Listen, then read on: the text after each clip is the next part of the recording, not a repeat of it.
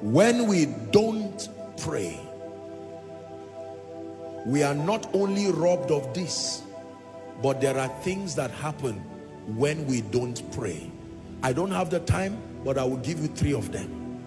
When we don't pray, number 1, we faint. Luke 18:1. When we don't pray, we faint. The word fainting there is to lose momentum, to lose energy, to lose vibrancy.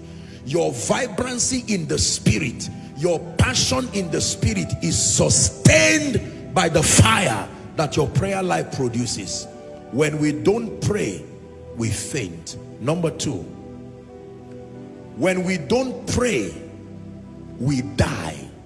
I don't mean die like spiritual death alone. Literally, physically, we die. You may not see it because you don't die in one day. When we don't pray, it's like a farm with no farmer plowing it. No sowing, no mowing grasses, no nothing.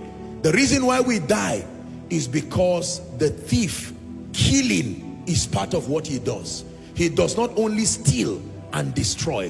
When we don't pray, we don't ward off Satan and his cohorts and darkness. We will die spiritually, die financially, eventually die physically. Do the experiment. Trouble Satan and don't pray. Save souls, transform lives, give to the kingdom, love the Lord, make sure that the kingdom goes forward. Then don't pray. It's not only God that knows us, the thief too knows you. If he has not come, it's because he's on his way, or you have learned how to restrain him.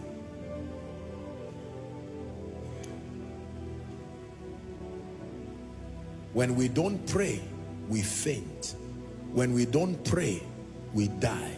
Finally, when we don't pray, we never birth prophecies. Prophecies fail. I preached a message many years ago why prophecies fail. I gave one reason that time, but I found more reasons now with time. The reason I gave that time was the weakness, the humanity of man. And that is true. But in addition to it, there are many reasons why prophecies fail. It is not just the humanity of man. Prophecies fail because all prophecies are seeds. When prophecies come from the lips of God, they rest upon the womb of time. Something must be done to incubate prophecies until they mature and they are birthed. Are we together now? You nurture prophecy by prayer, you birth prophecy by prayer. So prophecies fail. Even if you are not exhausted and you do not engage strategically in prayer, you will never be able to birth the program of God. If for any reason God ever told you anything you are sure of and it never came to pass, I can tell you, in diagnosing that condition spiritually, most likely it was because you did not stay with God, agreeing in the place of prayer to incubate that prophetic word to maturity, to fruition, and then birthing it in the place of prayer. Everything God tells you, your next assignment is to pray. You are not just praying to fight Satan. Even if Satan is not there, the process of praying to birth things is a spiritual technology. It is not always about demons. When a baby is in the womb of her mother, it's not about demons. It is the process of growth. You nurture it in the place of prayer. And when it is the 9th month in the spirit, you push through prayer.